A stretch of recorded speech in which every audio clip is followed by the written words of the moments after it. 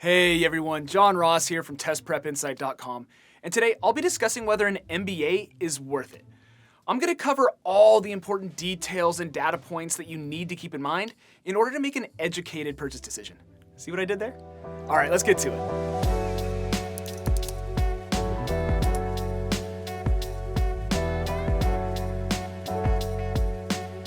All right, welcome back. So a quick outline for this video.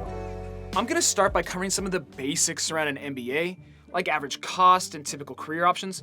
Then I'll dive into the data regarding earnings potential, industry demand, and job satisfaction, before ending with the final grade and verdict of whether I think an MBA is worth it. And if at any point during this video you feel like you need more detail, make sure to check out the description below the video screen. I'll link a ton of helpful information and sources down there regarding different MBA programs, alternative MBA options, and financial aid advice. Okay, so first up, what is an MBA? And you probably already know if you clicked on this video, but just to cover our basics here, it stands for Master of Business Administration. Essentially, it's the most popular and arguably the most prestigious graduate business degree you can get. Most people out there decide to pursue an MBA to either accelerate their career trajectory or transition to a new industry altogether. The degree is designed to teach individuals technical, managerial, and leadership skills, as well as expand your professional network. So after completing an MBA program, graduates enter a variety of industries, including technology, finance, accounting, consulting, manufacturing, healthcare, and energy, just to name a few. But the most common career paths seem to be investment banking, management consulting, private equity, accounting, or working for a Fortune 1000 company within their business intelligence, operations, or marketing departments. Okay, now that we've covered what an MBA is and typical career paths, let's talk about cost, which is really the start of the conversation of whether an MBA is worth it. So the average MBA tuition cost for a 2-year program can total anywhere from around $50,000 to $150,000 or more, depending of course on the school or program, the format, whether you're in-state versus out-of-state, etc. And as you might imagine with any degree program, the tuition is greater at more prestigious schools. Then in addition to tuition, there are other costs involved as well, including prep courses, books, fees, and supplies like computers and monitors, etc. And of course, there's the biggest secondary cost of them all, opportunity cost. And that's because most top-rated MBA programs require your full-time attention. You'll likely have to quit your current job, move to the city or town in which the university is located, and focus the majority of your time on the degree program. So in reality, just for example purposes, let's say you were making $60,000 per year prior to enrolling in your MBA program, your 2-year opportunity cost would be around $120,000. So bottom line here, if you add up the direct tuition cost, secondary expenses, and the opportunity cost, you're likely looking at a final price tag north of $200,000. That is quite the outlay of cash, or quite the amount of debt to take on. You can see why getting an MBA is such a major decision that you shouldn't take lightly. And by the way, if you just cringed at all the numbers that I just threw out, you should know that there are other options out there for you. For example, there are online and part-time MBA programs that aren't quite as expensive, offer more flexibility, and don't require you to quit your day job and move cities. And there's also alternative MBA options like MicroMasters and professional certificate programs. For example, you can earn a professional certificate in strategic management from the Wharton Business School at the University of Pennsylvania for less than $1,000. There are tons of alternative options just like this out there for you. So I'll link a few online and part-time MBA programs, as well as a few top-rated MBA alternative options down below in the description for you, so you can check those out and get a feel for what they have to offer. Okay, so now that we've talked about cost, it's time to get into earnings potential. And according to US News and World Report, based on a survey of over 130 MBA programs, the overall average base salary plus bonus paid to last year's MBA grads was around $101,000. But really, those 6-figure starting salaries tend to be skewed more towards the top-ranked business schools. In fact, the grads of top-rated B schools in some cases are paid a salary and bonus that are more than triple that of grads of lower-ranked schools.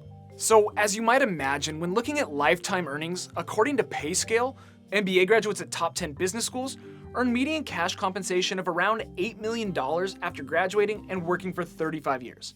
This is a premium of about $4.7 million over those who just have an undergraduate degree. Now, if you look at just all MBA degrees in general, top 10 and every other program, the average lifetime earnings of 35 years of work is closer to $4.1 million, which equates to about $800,000 more than those who just have an undergrad degree. So as you can see, there is a major difference there. Your lifetime earnings potential really depends on which MBA program you graduate from. And it also depends on which industry you enter after graduating, which leads us into our next category, industry ratings.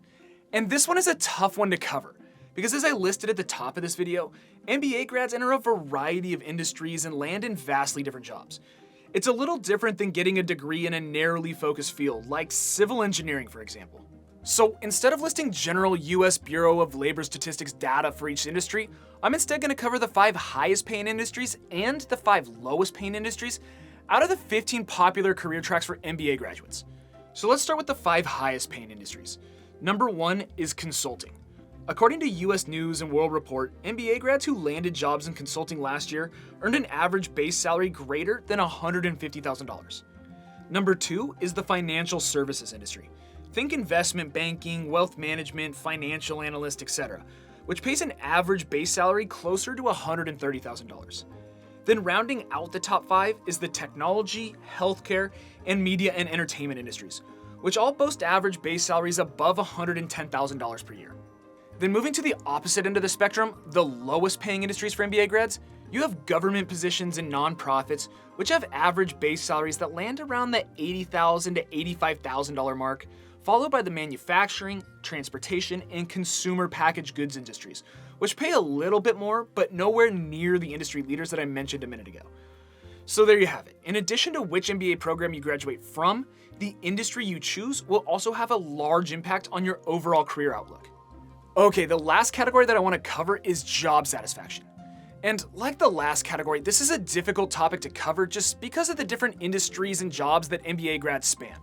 So again, let's attack this from the top 5, bottom 5 viewpoint of industries or jobs in which MBA grads are the happiest or most satisfied versus the least happy or least satisfied.